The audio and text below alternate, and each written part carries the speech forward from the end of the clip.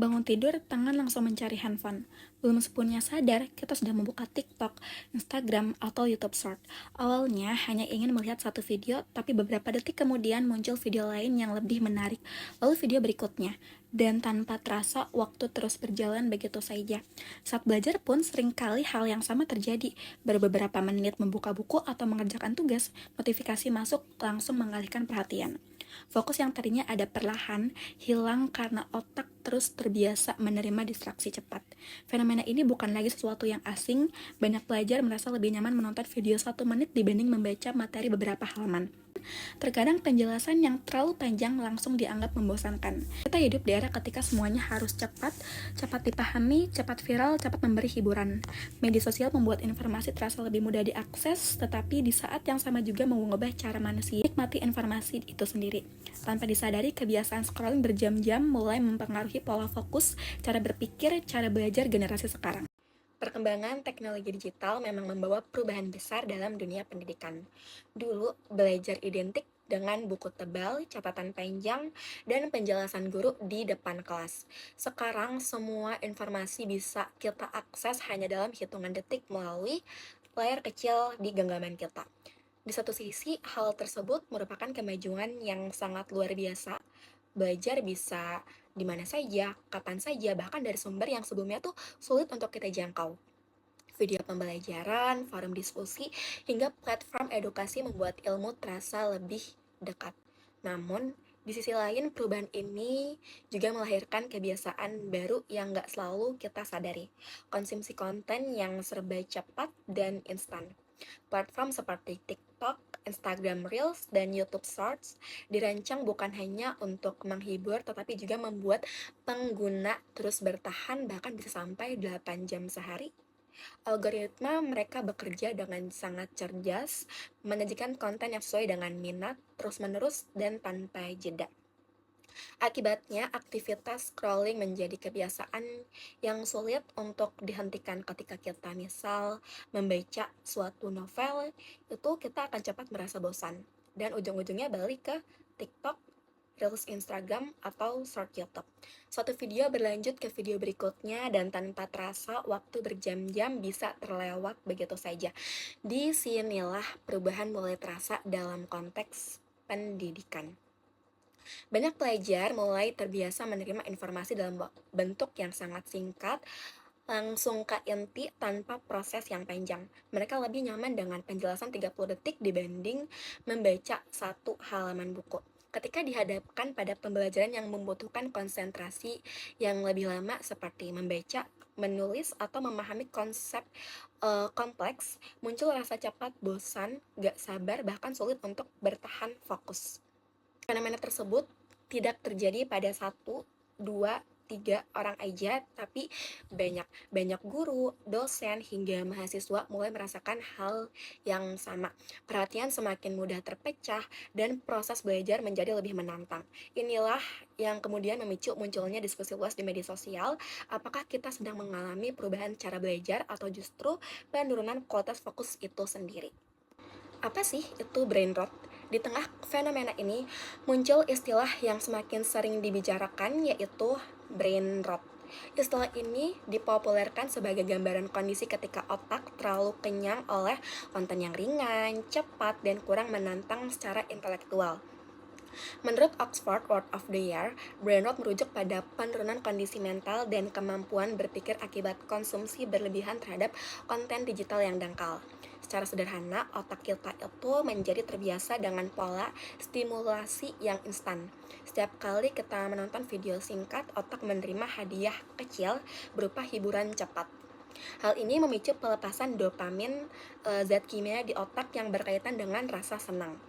Masalahnya, ketika ini terjadi terus-menerus, otak mulai mengharapkan pola yang sama, cepat, ringan, dan langsung memuaskan.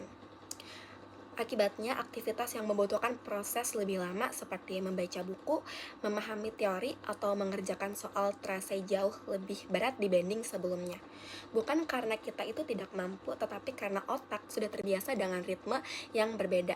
Yang perlu dipahami, brain rot itu bukan berarti seseorang menjadi bodoh atau kehilangan kemampuan berpikir sepenuhnya. Ini lebih kepada perubahan kebiasaan kognitif, cara otak memproses informasi, dan perubahan ini terjadi secara perlahan seringkali tanpa kita sadari. Disinilah letak tantangannya. Ketika sesuatu terasa normal, tak ada hal sebenarnya sedang mengubah cara kita belajar. Dampak brain rot di dunia pendidikan. Dampak dari fenomena brain rot itu mulai terlihat nyata di lingkungan pendidikan, baik di sekolah maupun di perguruan tinggi. Pertama, kemampuan fokus yang semakin terbatas. Banyak pelajar mengaku kesulitan untuk belajar dalam waktu lama tanpa distraksi. Bahkan dalam sesi belajar 20 menit sekalipun, keinginan untuk membuka media sosial sering muncul secara otomatis. Hal ini menunjukkan bahwa perhatian bukan lagi sesuatu yang stabil tetapi mudah banget terpecah. Kedua, menurunnya minat membaca. Di era sebelumnya, membaca merupakan aktivitas utama dalam belajar. Namun sekarang banyak pelajar lebih memilih menonton video ringkasan dibanding membaca materi secara utuh. Informasi yang kompleks sering disederhanakan, bahkan dipotong hingga kehilangan konteks pentingnya. Akibatnya, pemahaman menjadi lebih dangkal. Lalu yang ketiga, munculnya budaya instan dalam belajar. Alih-alih memahami proses, banyak pelajar lebih fokus pada hasil akhir. Mereka mencari jawaban cepat melalui video yang singkat, forum, atau bahkan AI tanpa benar-benar memahami bagaimana jawaban itu diperoleh. Padahal esensi pendidikan bukan hanya pada jawaban, tetapi pada proses berpikir. Keempat, meningkatnya ketergantungan pada stimulasi eksternal. Belajar menjadi terasa harus menarik setiap saat. Jika materi tidak sesuai atau tidak cukup sesuai dengan visual, tidak cukup cepat atau tidak cukup menghibur, maka perhatian langsung hilang. Ini menjadi tantangan besar bagi sistem pendidikan yang masih mengandalkan metode konvensional. Yang lebih kompleks lagi, semua ini diperkuat oleh algoritma. Media sosial tidak hanya menyediakan konten, tetapi juga secara aktif bersaing untuk mempertahankan perhatian kita. Setiap detik yang kita habiskan di layar memiliki nilai ekonomi. Artinya, perhatian belajar bukan hanya masalah pribadi, tapi juga bagian dari sistem yang lebih besar di mana fokus manusia itu menjadi komoditas. Dan dalam kondisi seperti ini, belajar bukan lagi satu-satunya hal yang memperebutkan perhatian kita. Lalu untuk solusi dan refleksinya, apa yang bisa dilakukan di tengah kondisi seperti ini? Tentu tidak realistis jika kita diminta meninggalkan media sosial sepenuhnya. Teknologi sudah menjadi bagian dari kehidupan sehari-hari, termasuk dalam pendidikan. Yang dibutuhkan bukan menjauhi teknologi, tetapi membangun kebiasaan digital yang lebih sehat. Langkah pertama adalah menyadari pola penggunaan kita sendiri. Seringkali kita membuka media sosial bukan karena benar-benar perlu, tetapi karena sudah menjadi refleks otomatis. Seperti ke kamar mandi, buka handphone, sambil makan, sambil scroll-scroll TikTok. 5 menit berubah menjadi 1 jam tanpa terasa. Kesadaran terhadap waktu penggunaan bisa menjadi awal untuk mengembalikan kontrol atas perhatian kita. Langkah kedua, melatih kembali kemampuan fokus secara perlahan.